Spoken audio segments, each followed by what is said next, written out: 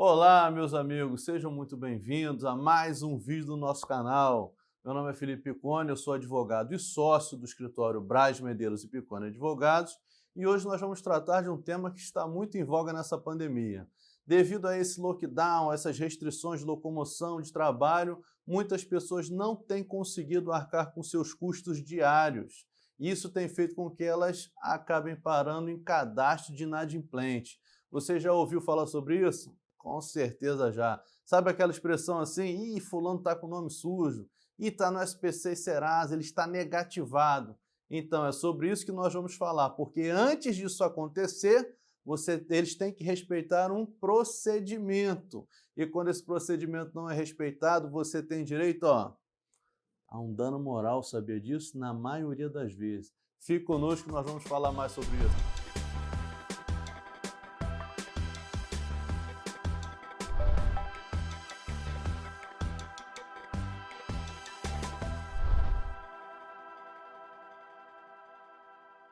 Uma situação muito recorrente que chega aqui no escritório, você sabe qual que é?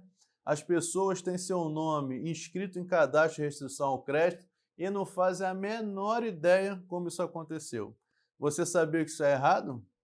Existe um procedimento a ser respeitado. Vou contar para vocês o caso de uma cliente.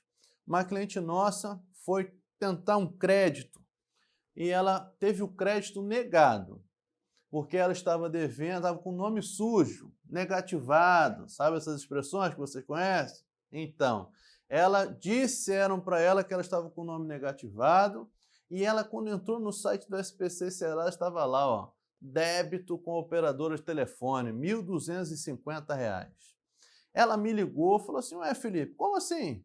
Eu não fazia a menor ideia, eu estou devendo o quê? Aquela série de perguntas. Eu falei, calma, primeira coisa que você vai fazer é ingressar no site dessa operadora de telefone que você contratou, naquela aba sua, né, que você coloca o seu CPF, login e senha, geralmente é o CPF, e você vai entrar na sua parte ali e ver o que está dizendo, se tem alguma fatura pendente ou não, para que a gente realmente confirme o débito. Quando ela entrava no site, lá no Minha Net, Minha Claro, Minha alguma coisa, o que aparecia lá? Você não tem débito. Aí ela printou a tela, me mandou, ué, tá falando que eu não tenho débito? Aí eu falei, vai na atendente virtual, pergunta a ela. Aí eu não sei se é Joyce, Bia, sei lá o que era. Foi lá na atendente virtual, perguntou um monte de coisinha lá, você não tem débito, o seu CPF não consta com débito conosco. Ué, como é que pode? Não tem débito, mas o meu nome está negativado? Por causa da operadora e ela está falando que não tem débito? É exatamente esse o problema que aconteceu. Olha o nó que deu na cabeça da cliente. Isso tudo aconteceu por quê? O artigo 43 do Código de Defesa do Consumidor, ele vai garantir o seu direito à informação. Lembra que nós falamos sobre isso no vídeo passado? Pois é, antes de inscrever qualquer pessoa nesses cadastros de proteção ao crédito, o consumidor precisa ser informado. Vamos às perguntas mais frequentes. Primeiro, a existência desses cadastros é legal? É. Não há problema nenhum desses cadastros existirem. Qual que é o problema? É o abuso. É quando o seu nome é inscrito naquele cadastro de proteção, de restrição ao crédito, sem que você tenha sido informado, sem que você tenha tido o direito de se defender, impugnar o débito, porque às vezes o fornecedor pode errar. Ele pode achar que você tem um débito e você não tem, olha, eu já paguei. Ele tem que te dar esse direito de você responder, de você se explicar, impugnar, questionar aquele débito que ele fala que você tem com ele. Ocorre que o artigo 43 ele vai trazer uma série de requisitos. Nós vamos dividir aqui em 4 etapas. Tem uma que aqui reside o maior número de problemas, é o direito à informação. O direito de acesso, o direito de retificação no cadastro, o direito de informação e o direito de exclusão do cadastro. Felipe, você explica melhor para mim? Explico. Já falamos que esses cadastros são o quê? Legais. Eles podem existir e seu nome pode parar ali. Ok. Mas como? Vamos ao direito de acesso. O artigo 43 vai falar assim: o consumidor, sem prejuízo do artigo 86, terá acesso às informações contidas em ficha, registro, cadastro sobre seus dados pessoais ou de consumo que dizem respeito a ele, bem como suas respectivas fontes. Ou seja, meu nome parou no SPC e Serasa. Eu tenho que ter o direito de acessar, de entender, de ler lá, mas quem foi? Qual foi o contrato? O que aconteceu? Qual é o valor da dívida? É o direito de acesso. Uma pergunta muito recorrente dentro desse direito. Posso acessar, geralmente por empresa, posso acessar o SPC e Serasa para saber se fulano que eu vou contratar é um bom pagador? Não, não pode. Primeiro, direito à privacidade e intimidade. Ele é protegido lá no artigo 5º da nossa Constituição. Então, não pode o terceiro ter informações sobre dados tão íntimos e pessoais de outra pessoa sem sua autorização. E segundo, que como nós falamos aqui, o artigo 43 fala claramente: o consumidor, sem prejuízo do artigo 86, terá acesso ao quê? Aos seus dados. Seus, não dos outros. Então, ele pode e deve ter acesso a esses cadastros. Ótimo. Se isso for negado, você pode sim exercer os seus direitos. Mas, em regra, ele não é. Ele é de fácil acesso. O segundo direito é o direito à retificação. O que quer dizer isso? Eu entrei lá no SPC e Serasa e está dizendo que eu estou com o nome negativado. Mas não é R$ 1.250. O valor são R$ 200. Eu posso pedir para que seja retificado. O parágrafo 3º ele vai falar assim: o consumidor, atestando qualquer inexatidão, qualquer informação que não venha condizer com a verdade, nos documentos, registro, ficha, ele pode requerer o quê? A imediata correção. E o arquivista tem 5 dias úteis para o quê? Comunicar a devida retificação a quem interessa. Então, perceba, existem 2 prazos aqui. Um é o direito de retificação que você, como consumidor, tem. Olha, eu devo, mas não é isso aí, não. Não são R$ 1.270, são R$ 100. Quero que retifique isso. No Código de Defesa do Consumidor, pela lei, vai dizer assim: você tem direito à imediata correção. Mas você acha razoável que o SPC e Serasa, por exemplo, que é um cadastro nacional, é enorme, com não sei quantos milhões de pessoas devendo, ainda mais nesse momento de pandemia, quantas pessoas não conseguiram pagar arcar com seus compromissos, pagar os seus débitos e foram negativados, foram incluídos nesse cadastro? Você acha que alguém consegue pegar, olhar ali rapidamente, conferir os dados, ver se realmente bate, se não bate a informação, mudar se tiver algum erro? Não dá para ser imediato. Estou falando isso porque já chegou um caso aqui, uma cliente que teve o nome negativado e ela questionou o valor que estava ali. Olha, não é 1.200 e pouco, é 100 e pouco, quero que retifique. E o Serasa demorou uns 8 dias para retificar a informação. Ela vem indignada: porque eu já falei, já tinham passado 2 dias. Não é imediato como se diz na letra da lei. Esse imediato aqui, a melhor interpretação trazida pelo STJ é que são 10 dias. Da onde ele pegou esse prazo? De uma outra lei que também trata de retificação de informação, que é o habeas data. Então ele foi lá no artigo 4º, parágrafo 1º da lei do habeas data e falou assim: olha, vou pegar emprestado esse teu prazo aqui, de 10 dias. Então, aonde se lê imediata, leia-se um prazo de 10 dias, para que o respectivo banco de dados possa olhar o SPC e Serasa e realmente, está errado. Vamos consertar isso aqui. Qual o prazo que ele tem para fazer isso? 10 dias. Tá bom? Direito de acesso de retificação é fácil de entender e é rápido. Direito à informação. Agora nós vamos começar aonde existem as maiores injustiças quanto ao consumidor. Vamos lá? O artigo 43, o parágrafo 2º, vai falar assim: na abertura de qualquer cadastro, ficha, registro, que traga dados pessoais de consumo do consumidor, ele tem que ser informado por escrito sobre a abertura desse cadastro. salvo quando ele mesmo requerer. Então, se um fornecedor, vamos citar o exemplo aqui da cliente, se a operadora de telefonia fala que o consumidor tem um débito com ela, vamos supor R$ 500, ela tenta cobrar o consumidor, não consegue. O fornecedor vai então e avisa ao SPC Serasa. Fala assim, olha, eu como fornecedor não consegui cobrar esse valor do consumidor. Inclui o nome dele no cadastro. Quando o SPC Serasa recebe essa informação, o que ele tem que fazer? Acabamos de ler.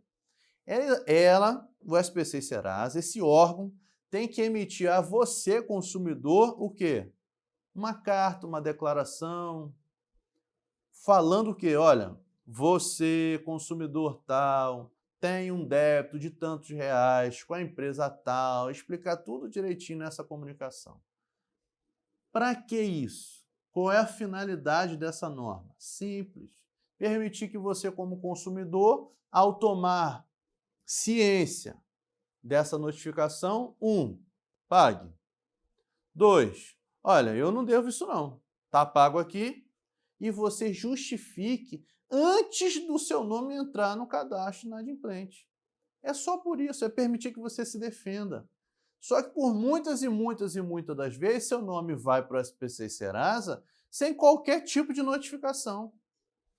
Então, eu gostaria de te informar o quê? Primeiro que essa informação, essa notificação é obrigatória. Número 2, quem tem que te informar isso não é o fornecedor, não é a pessoa que você contratou o serviço ou produto, mas é o Serasa, é o SPC, é o órgão que comanda, que mantém esse cadastro. Então, se você for processar, por exemplo, não vai processar quem? O banco. Nem a operadora de telefonia. Você vai processar quem? O SPC Serasa, porque é ele o órgão responsável em te enviar esse comunicado. Já aprendemos quem é que manda. Por que existe a regra? Terceiro, e se não for mandado? E se não mandarem para mim a cartinha? O que vai acontecer? Você, como consumidor, vai poder exigir o quê? Um dano moral. A gente brinca, né, no direito, tem um nome chique, in re ipsa. Esse dano é presumido, você não tem que provar nada. Vai ser cancelada a inscrição no SPC Serasa, vai te tirar do seu nome de lá, independentemente se você tem realmente a dívida ou não. Ah, mas eu tenho a dívida. Foi comunicado a você antes, por escrito? Não. Então, tira o registro. Faz de novo, pode até escrever novamente. Mas aprende que você tem que me notificar como consumidor antes. Então, você pode exigir o dano moral, o cancelamento da inscrição, independentemente de existir débito ou não. Uma outra coisa, uma outra dúvida comum. Eu realmente, como consumidor, tenho débito. Sou notificado pelo SPC Serasa, tenho prazo de 5 dias e eu não pago e nem questiono. Meu nome é inscrito no SPC Serasa. Eu tomo ciência disso de alguma forma, vou até o fornecedor, vou até o banco, vou até o operador de telefonia, vou até a loja X e quito meu débito. Você quitou no dia 5. Passam 2, 3 meses, você tenta novamente comprar alguma coisa, não consegue, tem o seu crédito negado por causa daquela dívida que você já pagou. De quem é a responsabilidade de tirar o teu nome desse cadastro de inadimplente? Agora já não é do órgão que mantém, já não é do SPC Serasa. É de quem? É do fornecedor. Lembra que você tinha uma dívida? Você, consumidor, tinha dívida com o banco, com o operador de telefonia.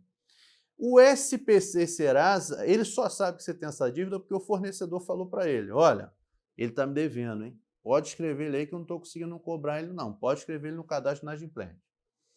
Se você paga ao SPC Serasa? Não. Você paga ao fornecedor. É ele que tem a obrigação de falar, olha, pode tirar o nome dele aí, tá, Serasa, SPC? Do cadastro, porque ele já me pagou. Então já não tem mais aquele problema, lembra? O SPC Serasa vai entrar no sistema e tem aqui o nome dele, ó, pode tirar que ele já quitou. Então, se tiver demora em demasiada, demora demasiado em retirar o seu nome do SPC e Serasa, a culpa é exclusiva do fornecedor. E a depender também do quanto demora para retirar o seu nome, você também tem direito ao dano moral. Então, nós já aprendemos para que existe a regra. Se ela não for respeitada, o que acontece? Nós já entendemos que quem tem que comunicar o consumidor que seu nome será escrito no SPC e Serasa é o próprio SPC e Serasa. E também acabamos de aprender o quê? Que quando você paga, quita, é o fornecedor que tem a obrigação de informar o SPC e Serasa para tirar seu nome do cadastro de inadimplente. Isso tudo já aprendemos até aqui. Uma outra situação é o quê? Quando a sua inscrição é indevida. Felipe, o que é inscrição indevida? Quando o seu nome vai parar no SPC e Serasa, sem ter motivo para. Como assim? Exemplo, são 2 casos só. O devedor não deve. Ué, ele é inadimplente de quê, se ele pagou tudo em dia? Outra coisa, quando não é ele o responsável pelo débito. Exemplo, estelionato. Alguém pega, falsifica seu documento, sai comprando um monte de coisa no seu nome. Nesses 2 casos, a inscrição no SPC e Serasa ela é indevida. Nesses casos, por si só, você já tem direito ao dano moral, porque a inscrição foi indevida. Então já aprendemos bastante sobre o direito à informação, não foi? Ainda não acabou. Não acabou, Felipe? Não acabou. Essa notificação que você, como consumidor, tem que receber, ela tem que vir por escrito. Não é mera formalidade. Tem que vir um papelzinho te dizendo o quanto você deve, para quem você deve, por que você deve, a partir de quanto você deve. Tudo descrito ali, discriminado. O que o STJ deu uma interpretação que não é muito boa para o consumidor é o seguinte. Antigamente tinha-se o entendimento de que o SPC e Serasa tinha que te mandar essa notificação e você tinha que assinar um AR, aviso de recebimento, para que esse órgão que mantém o cadastro inadimplente, SPC e Serasa são os exemplos mais clássicos, ele possa se desincumbir, se livrar do ônus de provar que você realmente sabia que seu nome ia ser negativado. Esse era o entendimento, muito tempo atrás. O STJ depois mudou esse entendimento para dizer o seguinte, olha, o SPC e Serasa ou qualquer outro banco de dados de restrição a crédito só tem que mandar o comunicado. Ele tem que comprovar que enviou, olha, está aqui, mandei no correio dia tal, acabou. Se chegou até o consumidor ou não, se ele tomou ciência ou não, aí já não é mais problema do órgão que mantém o cadastro. O que não é muito bom para o consumidor, né? O bom seria que realmente o consumidor tivesse a chance de efetivamente saber que seu nome está sendo incluído no cadastro à restrição de crédito. Mas não é esse o entendimento do STJ. Até aqui fomos bem? Fomos. Exemplos que já chegaram no escritório. Agora são engraçados alguns. Marido e mulher, casados direitinho, conta conjunta. O marido foi e passou um cheque sem fundo. O que aconteceu? A mulher e o marido foram parar no SPC e Serasa. O marido passa o cheque sem fundo. A mulher pode parar com seu nome no SPC e Serasa? Não. Só quem pode é quem? O marido. Mas a conta é em conjunto. O STJ disse que isso não importa. Nesse caso, só quem tem que ir é quem deu causa. A esposa, nesse caso, não tinha nada a ver, então ela não tinha que estar com seu nome no SPC e Serasa. Por quê? Isso se chama solidariedade. Felipe, o que é isso? Uma dívida solidária é uma dívida onde mais de um responde por ela. Só que só existe isso em 2 casos. Artigo 265 do Código Civil. Quais são os casos? Por expressa previsão legal ou por vontade das partes. Como a lei do cheque não fala sobre isso, não pode estar ali o nome da esposa, só o do marido. Essa questão é legal, né? Uma outra é o seguinte, eu devo sim, mas não é R$200 como está escrito lá no SPC e Serasa. São R$100. Poxa, é o dobro, tem dano moral? Não. Por quê? O STJ disse, devendo 200 ou 100, você está devendo. Um outro caso muito comum, a pessoa chega até nós falando assim, eu tenho diversas inscrições no SPC Serasa, mas tem uma que, olha, doutor, realmente tá tudo errado, mas as outras 5 estão certas? Estão. Então você também não tem direito ao dano moral. Por quê? O STJ diz que você não pode se sentir constrangido pelo seu nome estar no SPC Serasa de forma irregular, se existem outras 5 regulares. Outra, ainda que seja uma, irregular, porque você realmente já deve. Então não podemos nos valer aqui, nesse caso, de dano moral. Para acabarmos o nosso vídeo, está acabando. Direito de exclusão. Lembra? Direito de acesso, retificação, informação, a maioria dos problemas está aqui, e direito de exclusão. O que é o direito de exclusão? É o direito que você tem de ter o seu nome retirado desse banco de dados de restrição ao crédito quando? 2 situações. A dívida estiver prescrita ou já tiver passado mais de 5 anos. O que você precisa saber? Contar esses 5 anos.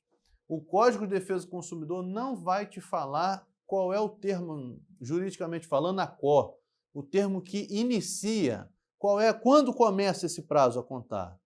O CDC não fala. A melhor interpretação é aquela que diz o quê?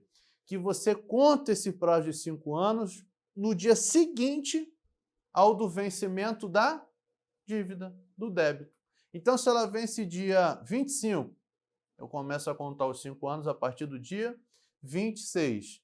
O seu cadastro não pode ter dívidas constantes no seu nome que já estejam lá há mais de 5 anos. Sendo assim, se você tiver, você também pode pleitear a retirada e, se dificultar a retirada, você também pode pedir alguma indenização. Esse é o conjunto, o contexto básico, não esgotei o tema, mas trouxe aqui os principais casos que chegam até nós no escritório sobre o cadastro de inadimplentes. Como é que o meu nome pode parar nesse cadastro? Tem que respeitar tudo isso que eu falei. Se não respeitar, procure os seus direitos, porque certamente estão sendo violados. Gostou desse vídeo? Curte aqui, se inscreve no canal, ative o sininho e aguarde para os próximos vídeos. Fique com Deus, um grande abraço.